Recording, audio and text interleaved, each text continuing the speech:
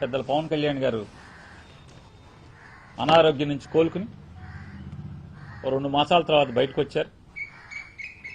వారు వచ్చినందుకు తప్పేం లేదు, కానీ తప్పేం లేదు, కోలుకున్నారు, వచ్చారు, అందరికీ ఆనందం. వారు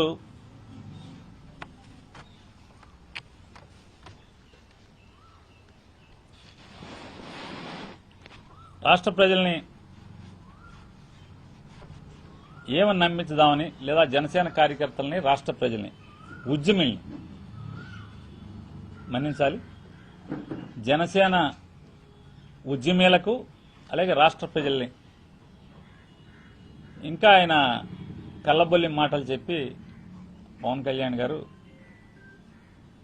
ఇంకా ఆయన ఏదో అపోజిషన్లో ఉన్నాడు అన్నట్టుగా, ఇంకా జగన్మోహన్ రెడ్డి గారి అధికారంలో ముఖ్యమంత్రిగా ఉన్నట్టుగా ఆయన ఆశాంతం మీటింగ్ అంతా సాగింది. 19లో నన్ను ఇట్టాగే నుంచోమన్నారు, నన్ను ఓడిచ్చారంటాడు. వెంటనే అంటాడు, 11 సీట్లకు పరిమితమైన వాళ్ళు వీళ్ళ మన మీద సెటైర్లు. మరి ఒక చోట కూడా గెలవని వాళ్ళు పవన్ కళ్యాణ్ గారు, మీరు 2019 నుంచి 24 దాకా జగన్ గారి మీద ఎన్ని మాటలు మాట్లాడారు, జగన్ గారి ప్రభుత్వం గురించి ఎన్ని సెటైర్లు వేశారు, ఎన్ని అసత్యాలు మాట్లాడారు. మరి మీ స్థితి ఏంటి? జగన్ గారు గెలిచాడు, 11 సీట్లు వచ్చినాయి, మీ మీద సెటైర్లు వేస్తున్నాడు. పోనీ అనుకోవచ్చు, వైఎస్ఆర్ కాంగ్రెస్ పార్టీ సెటైర్లు వేస్తుంది 11కు వచ్చి. మరి మాకు 11కు వస్తేనే అర్హత లేకపోతే, 175 చోట్ల పోటీ చేసి ఒక్క చోట గెలిచి మీరు 2 చోట్ల ఓడిపోతే మీకు అర్హత ఉందా? మీ ఎక్కడి నుంచి వచ్చి స్టాకి? మా జనసేన కార్యకర్తలు కూడా మీ వేధింపులు, మీ కేసులు, మీ తన్నులు భరించడానికి కూడా మాకు కూడా ఒక హద్దు ఉంటుంది. జాగ్రత్త, హద్దు దాడితే నేను సహించలేను. ఏం సహించలేరు సార్ మీరు? మా ఊళ్ళో కాయ కష్టం చేసి చెమట వచ్చి రూపాయి పోగేసి సొంత స్థలం కొనుక్కుని సొంత స్థలం ఇల్లు కడితే లంచాలు ఇవ్వలేదని మీ జనసేన కార్యకర్తకు ఒకటి ఇల్లు బద్దలు కొడితే, పచ్చని ఇల్లు బద్దలు కొడితే, కట్టిన తెల్లారే బద్దలు కొడితే ఏమయ్యారు? ఎక్కడి నుంచి మాట్లాడారు మీరు? జనసేన కార్యకర్తలు పడుతున్నటువంటి బాధలు, వేధింపులు, మానసిక, అసలు ఆ బాధ మామూలు బాధ కాదు, అది పగోడికి కూడా రాకూడదు.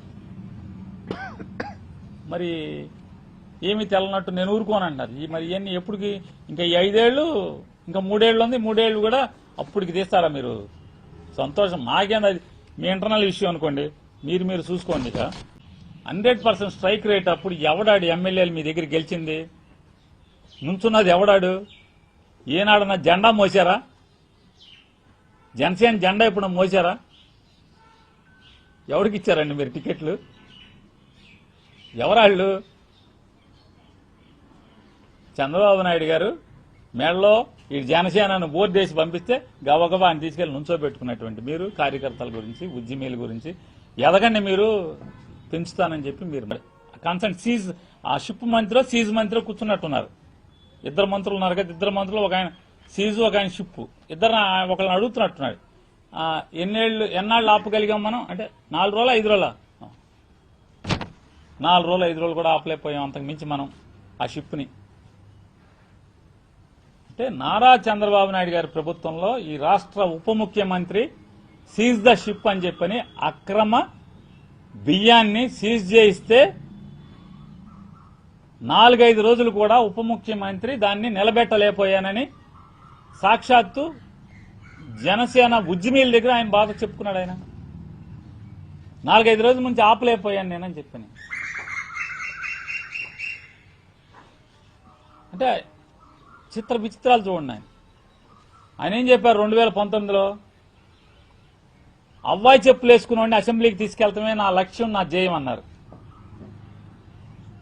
ఈ అవ్వాయి చెప్పులు వాళ్ళందరూ ఏమైపోయారు? ఎక్కడున్నారు వాళ్ళందరూ? కనీసం ఉద్యమీల్లో ఒకడన్నా అవ్వాయి చెప్పుడు ఉన్నాడా? 2022 ఇప్పటం సభలో మీరు చెప్పారు 3 ఓట్లు చీలనివ్వను జగన్మోహన్ రెడ్డికి వ్యతిరేకంగా, బీజేపీని టీడీపీని నేను కలిసి వెళ్ళాలి, మనకు అది లేదు, మనకి ఇది లేదు, సరుకు లేదు, సత్తా లేదు, మీరు రెచ్చిపోబాకండి అని చెప్పని మీరు ఆ సభలోనే చెప్పారు.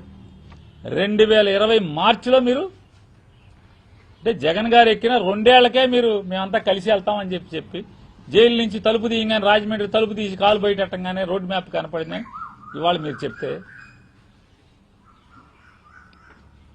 సార్ ఇవన్నీ పవన్ కళ్యాణ్ గారు ఈ ప్రభుత్వం ఒక దివాళాకోరు ప్రభుత్వం. 2 ఏళ్లు 24 మాసాలు రేపు జూన్ 4వ తారీఖు జూన్ 12వ తారీఖు జూన్ 4వ తారీఖుకి జూన్ 4వ తారీఖు కౌంటింగ్ అయింది. 12వ తారీఖు చంద్రబాబు నాయుడు గారు ప్రమాణ స్వీకారం చేశారు. అంటే ఇంకా 24 మాసాలు నిండలేదు. అప్పుడే మీ ప్రభుత్వం ఆర్టీసీని అమ్మకానికి పెట్టి కాళ్ళెత్తిందా లేదా అంటున్నా. దివాళాకోరు ప్రభుత్వం ఇది కాదా అని అడుగుతున్నాను. 3,60,000 కోట్ల అప్పు చేసి రాష్ట్ర ప్రజల 5 కోట్ల మందిని తాకట్టు పెట్టి 2 ఏళ్లు నిండకుండానే 24 మాసాలకి ఇంకా 15-20 రోజులు దూరం ఉండగానే దివాళా తీసాం, కాళ్ళెత్తాం, ఆర్టీసీని ప్రైవేటైజ్ చేయాల్సిందే అని చెప్పేటువంటి దిక్కుమాలిన దివాళా ప్రభుత్వం ఇంకేదన్నా ఉందా అని అడుగుతున్నాను.